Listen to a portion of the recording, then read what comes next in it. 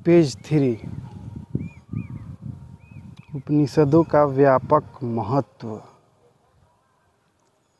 भारत में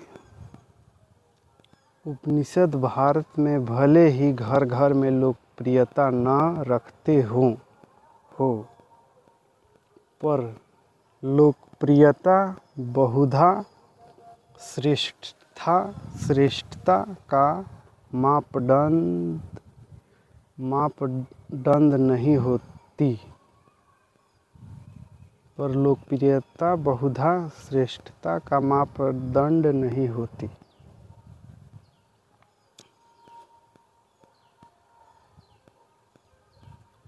उपनिषदों के दर्शन ने आदिकाल से ही भारत और पूरे विश्व में श्रेष्ठतम चिंतकों को प्रेरित किया है। उपनिषदों के दर्शन और चरित्रों को हम अनगिनत भारतीय ग्रंथों में पाते हैं।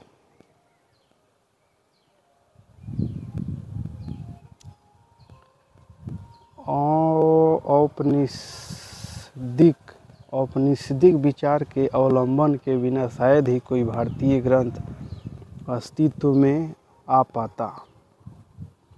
महाभारत में, विशेषकर भगवद गीता में, रामायण में, पुराणों में, स्मृतियों में,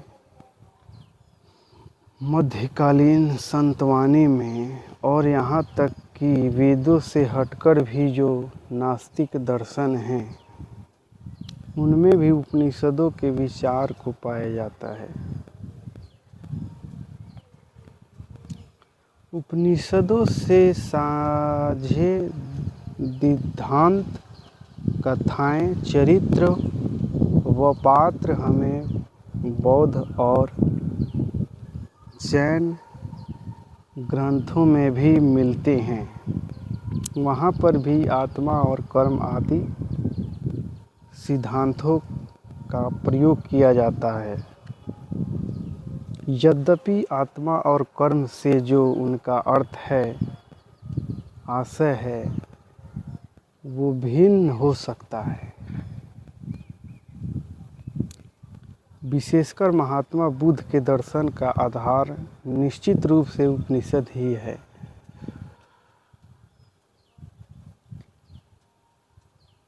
बुद्ध को तो निश्चित ही महानतम वेदांतियों की श्रेणी में रखा जा सकता है।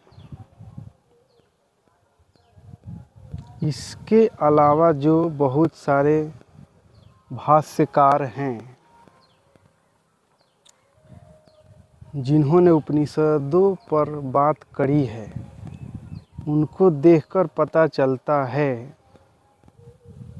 कि भारतीय दर्शन के पूरे इतिहास पर ही उपनिषदों की कितनी गहरी छाप रही है।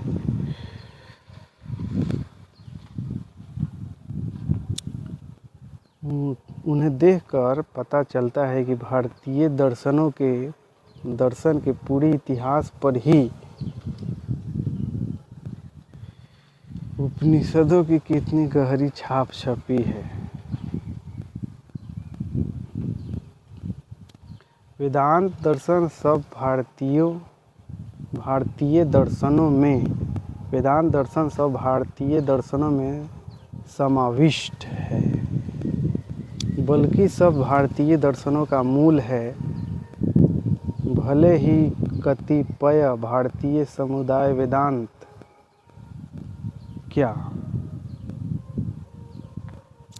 वेद से भी बिल्कुल न जुड़े होने का दावा करते हो, पर सभी भारतीय धार्मिक समुदाय अपने मूल रूप में आधारभूत रूप प्रचलित नहीं हो पाए और उनको जनसामान्य में कभी वो लोकप्रियता नहीं मिली जो कई अन्य दूसरे विचारों, सिद्धांतों या दर्शनों को मिली। दूसरे विचारों, सिद्धांतों या दर्शनों को मिली। लेकिन फिर भी जो कुछ भी दर्शन के तौर पर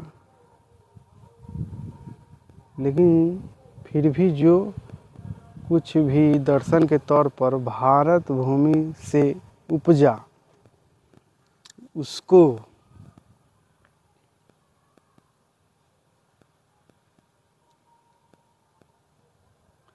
उसको प्रेरणा तो वेदांत से ही मिली।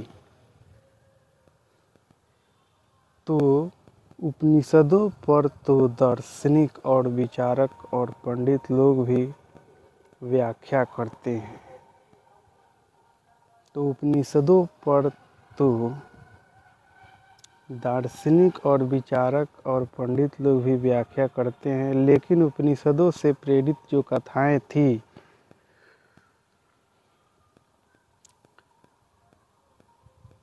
पुराण थे, मूल सिद्धांत थे, वो जन सामान्य में बड़े प्रचलित हो गए।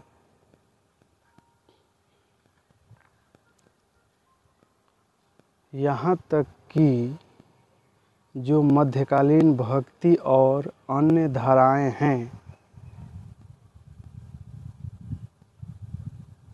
उन पर भी उपनिषदों का प्रभाव साफ परिलक्षित होता है। यहाँ तक कि जो मध्यकालीन भक्ति और अन्य धाराएं हैं, उन पर भी उपनिषदों का प्रभाव साफ परिलक्षित होता है। तो ये रहा पेज 3, उपनिषदों का महत्व। ये पेज 3 आपका ख़त्म हो गया।